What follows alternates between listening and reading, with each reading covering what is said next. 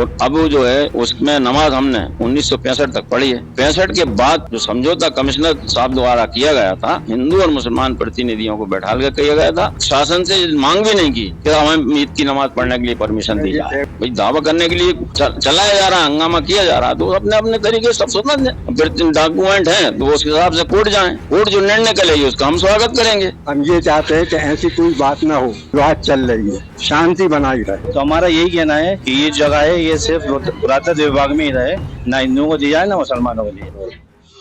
विजय मंदिर का मामला एक बार फिर चर्चाओं में आता जा रहा है। मुस्लिम विकास समिति द्वारा प्रशासन को एक ज्ञापन दिया गया है, जिसमें उन्होंने मांग की है कि जो विजय मंदिर है यथा स्थिति में रहे। यदि इस बात को लेकर वह कोर्ट में जाएंगे तो इसके बाद क्या निर्णय होगा और किस तरह की ये पूरा मामला है, किस मामले को लेकर आप ज्ञापन देने के लिए? हम जो पुरानी ईदगाह है जिसको आप वीजा मंडल कहते हैं, पहले से भी वीजा मंडल के नाम चलता था, लेकिन वो मंदिर नहीं था वहां पे। और अब जो है उसमें नमाज हमने 1965 तक पढ़ी है। 65 के बाद जो समझौता कमिश्नर साहब द्वारा किया गया था, हिंदू और मुसलमान प्रतिनिधियों को बैठा कर किया गया था, उसके बाद से फिर हमने नमाज पढ़ना वहां पे बंद कर दिया। और फिर कभी शासन से मांग भी नहीं की कि हमें ईद की नमाज पढ़ने के लिए परमिशन दी जाए। हुआ था कि दोनों किसी को नहीं दी जाए। इस मामले को लेकर आगे यदि हिंदू पक्ष दावा करता है कि उक्त जगह मंदिर है, तो इस मामले में फिर आप क्या करेंगे? दावा करने के लिए अगर हम करना स्वतंत्र है, हमने तो नहीं कहा कि हमें दोबारा नमाज पढ़ने की परमिशन दी जाए। भाई दावा करने के लिए चलाया जा रहा, हंगामा किया जा रहा, तो अपने अपने तरीके से सब समझ लें।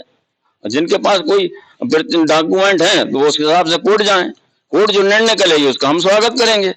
और कोर्ट में जो कोई जाएगा तो उसका हम विरोध करने के लिए हमारा अधिवक्ता नियुक्त होगा, और जो हमारे पास डॉक्यूमेंट है वो हम फिर प्रस्तुत करेंगे। सन 1965 में किस तरह का विवाद निर्मित हुआ था, क्या हुआ था पूरा मामला, वो ये बताएं।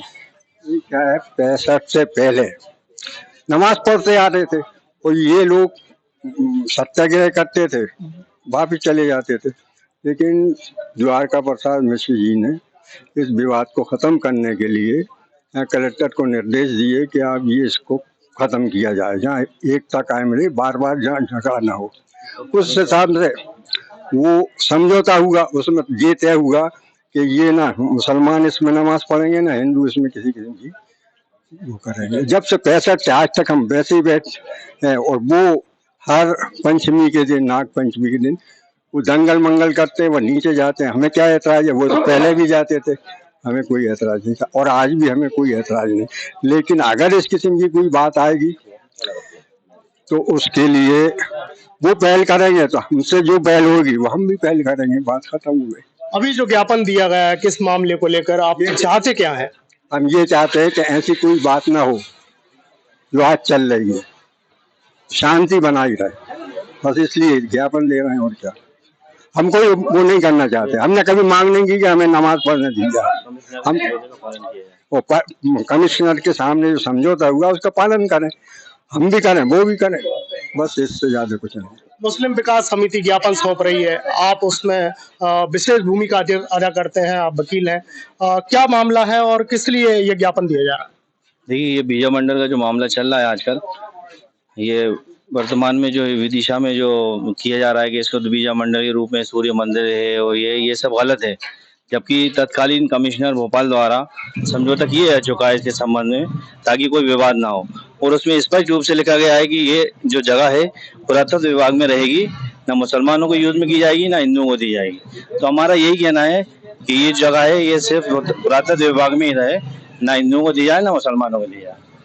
हिंदू पक्ष यदि इस मामले को लेकर कोर्ट जाता है, कोर्ट के फैसला क्या आप मानेंगे? बिल्कुल मानेंगे, जो भी फैसला होगा उसका हम स्वागत करते हैं, उसमें हमें किसी तरह का कोई विवाद नहीं है। तो ये मुस्लिम विकास समिति द्वारा एक ज्ञापन दिया गया है और प्रशासन से ये मांग की गई है कि उक्त जगह जो है ईदगाह के लिए पहले प्रशासन ने दी थी और पुरातत्व विभाग को उसके अधीन कर दिया गया था। वहां पर अपना हिंदू अपना पूजन के लिए जाए और मुसलमान पक्ष वहां नमाज के लिए जा रहा है। तो इस मामले को लेकर यदि कोर्ट का कोई नतीजा, कोई डिसीजन आता है तो वह निश्चित तौर पर इसका स्वागत करेंगे। IBC 24 के लिए मैं जितेंद्र सिंह चौहान, विदिशा।